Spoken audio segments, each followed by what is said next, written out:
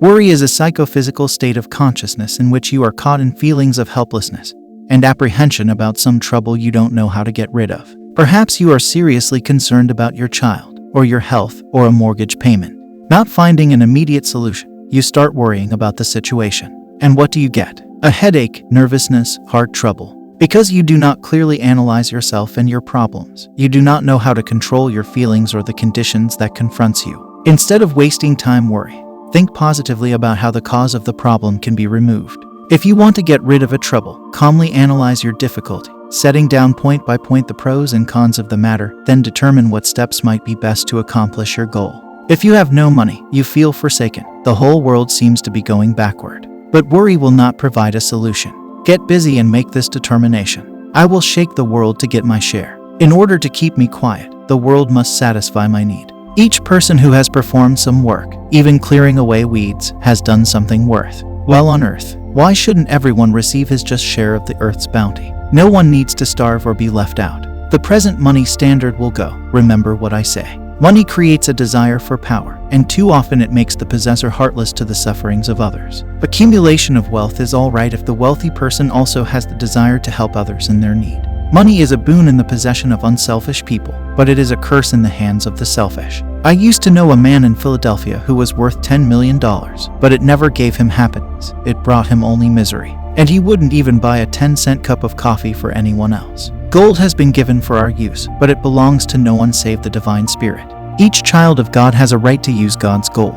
You must not admit failure and give up your right. Success or failure is determined in your own mind. God made you his son. You have made yourself a beggar. If you have convinced yourself that you are a helpless mortal, and you allow everyone else to convince you that you can't get a job, then you have passed the decree in your own mind that you are down and done for. No judgment from God or fate, but your own pronouncement on yourself keeps you poor or worried. Success or failure is determined in your own mind, even against the negative opinion of the rest of society. If you bring out by your all-conquering God-given will the conviction that you cannot be left to suffer in difficulties, you will feel a secret divine power coming upon you, and you will see that the magnetism of that conviction and power is opening up new ways for you. Do not grieve over your present state, and do not worry. If you refuse to worry, and if you make the right effort, you will remain calm and you will surely find a way of reaching your goal. Remember that every time you worry, you put on a mental brake, and in struggling against that resistance, you place strain on your heart and mind. You wouldn't try to drive off in your car with the brake on, because you know it would severely damage the mechanism. Worry is the brake on the wheels of your efforts. It brings you to a dead stop. Nothing is impossible unless you think it is. Worry can convince you that it is impossible to do what you want to do. Worrying wastes time and energy. Use your mind instead to try to make some positive effort. It is even better to be a go-getting materialistic man and accomplish something than to be lazy. The lazy man is forsaken by both man and God. Many fortunes have been made by enterprising people, but don't make money your criterion of success. Often it isn't the money, but the creative ability exercised in earning it that brings satisfaction. It is foolish to try to flee from your worries, for wherever you go, your worries go with you. You must learn to face your problems fearlessly and with a clear conscience, as I have done. Now I have no more prayers for my soul or my body, for I have achieved eternal assurance from God. This is sufficient. For me, to pray would be to doubt. My conscience is free, for I have done no wrong to any human being. I know this to be truth. To be able to say to oneself, I have wronged no one, is to be the happiest person on earth. When I think of the many wonderful souls who have faith in me, not out of emotional blindness, but through intelligence and reason, I know I am very much blessed. Of all the possessions, I love true friendship most. Be a friend to all. Even if your love and trust are betrayed by some, don't worry. Always be yourself. You are what you are. Though all may not want to be your friend, you should befriend all, never expecting anything in return. I understand and love all, but I never expect of anyone that he should be my friend and understand me. On the strength of this principle, I am at peace with myself and the world, and never feel any cause for worry. We have come on earth to learn the lesson that the treasure of friendship is your richest possession, because it goes with you beyond this life. All the true friends you have made you will meet again in the home of the Father, for real love is never lost. On the other hand, hate is never lost, either. Whatever you hate, you will also attract to yourself again and again until you overcome that intense dislike. Love is short-lived unless it is divine love. What of all the lovers through the ages who have promised eternal fidelity to one another under the light of the silvery moon? Their skulls are strewn over the earth, and the moon laughs at most of them and says, how they lied, for their love has not been forever. But if the love you feel in your heart is not of this earth, not worldly, if you have achieved love for all on a basis of divine friendship and not carnal attraction, if you love others for themselves and not for selfish ends, you have attained and expressed God's divine love. To develop pure and unconditional love between husband and wife, parent and child, friend and friend, self and all, is the lesson we have come on earth to learn. You must not hate even your enemies. No one is all bad. If you hear someone playing a piano that has a defective key, you are inclined to judge the whole piano as bad. But the fault lies in just one key. Fix it, and you will see that the piano is perfectly good. God lives within all his children. To hate anyone is to deny him in yourself and in others. This earth is the laboratory of God. We burn ourselves in the fire of mortal experience so that our divine immortality, which is buried beneath the dross of our consciousness, may be once again revealed. Love all, keep your own counsel, and do not worry. Give your troubles to God. When you worry, it is your funeral, all arranged by yourself. You don't want to be buried alive by your anxieties. Why suffer and die every day from worry? No matter what you are going through, poverty, sorrow, ill health, remember that somebody on this earth is suffering 100 times more than you are. Do not consider yourself so unfortunate, for thus you defeat yourself and close out the omnipotent light of God that is ever seeking to help you.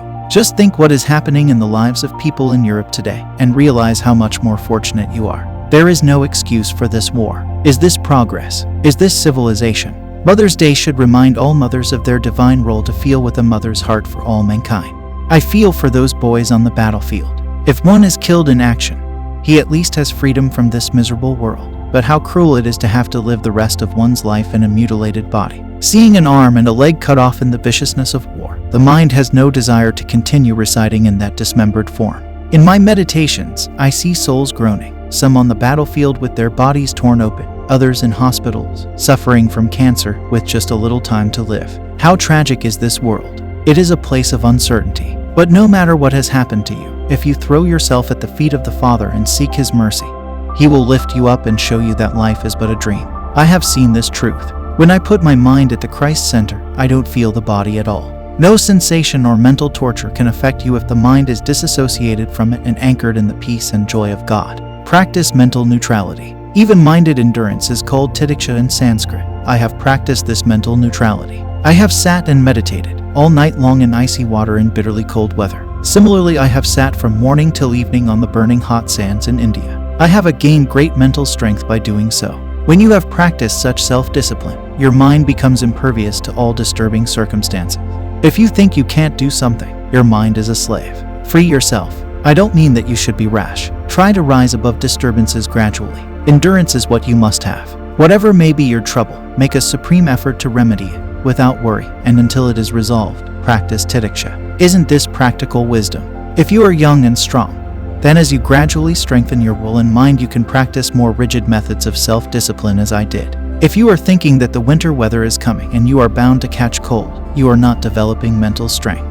You have already committed yourself to certain weakness. When you feel you are susceptible to catching a cold, mentally resist. Get away. I am following common sense precautions, but I will not allow worry about it to invite the illness by weakening my mind. This is the right mental attitude. In your heart, sincerely do your best at all times, but without anxiety. Worry only paralyzes your efforts. If you do your best, God will reach down his hand to help you. Sleep is a blessing, because no matter what your troubles are, you are free from them when you are asleep. Learn to be free consciously during your waking hours. If you haven't tasted sugar, you can't know its sweetness. If you haven't used the full potential of your mind, you do not realize its wondrous power. In Washington, D.C., a young lady came to me and said, "I have chronic heart trouble. I have consulted a specialist, but am getting no better. Is there any way you can help me?" I looked into her mind and felt what the trouble was. I said to the woman, "You have no heart disease. If ever I speak the truth, it is now. If you still have heart trouble tomorrow, you can say L was the greatest liar and forget about me. But I know that your ailment will be gone." "How?" she asked. I replied with a question. "Have you had a recent unhappy love affair, a very sad one?" She was surprised. "Yes, how did you know?" "Isn't it true?" I went on. "That day and night you are thinking about that grievous experience." She hung her head and admitted it was true. "You must give up your moping," I told her. "The milk has been spilt, why cry now? Find someone who will appreciate your love. There is no sense in giving loyalty to an individual who doesn't love you. Your former loved one is enjoying himself with someone else, and here you are hopelessly pining away for him." She said she would try to forget him. "Not just try," I insisted, "you must, this minute. Release this man from your mind." The woman was receptive. A short time later she came and told me, "You were right." The moment I stopped thinking about that man and about my unhappiness, my heartbeat became normal. If you counsel yourself in the way I have suggested to you today, if you do not acknowledge weakness in the face of trouble, and if you refuse to worry about your problems, you will find out how much more successful, peaceful, and happy you are. Through my own effort, I have realized this in my life. You should do the same. Daily, make this affirmation: I will be neither lazy nor feverishly active. In every challenge of life I shall do my best without worrying about the future. God can never forsake you. Remember that the mind cannot suffer any pain unless it accepts the suggestion of pain. Mind cannot suffer from poverty or anything else unless it accepts the unpleasantness of the condition. Jesus was severely treated. His life was filled with problems, obstacles, and uncertainties. Yet he had no worries. Remember, you also are a son of God. You may be forsaken by everyone else, but you cannot be forsaken by God because He loves you.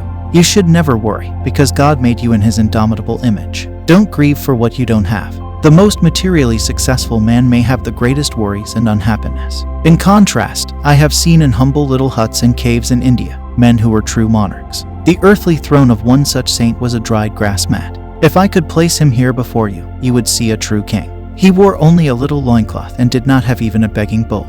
Such are the real kings of the earth. Some of them I have seen in the Himalayas. No food and nothing at all. Nor are they beggars. They are richer than the world's millionaires. Because they are the friends of all, people love them and love to feed them. In bitingly cold weather, I saw one saint in the Himalayas who had nothing on. "Won't you catch cold?" I said. Sweetly he answered, "If I am warm with God's love, how can I feel the cold?" Saints like him are greater than any crowned king.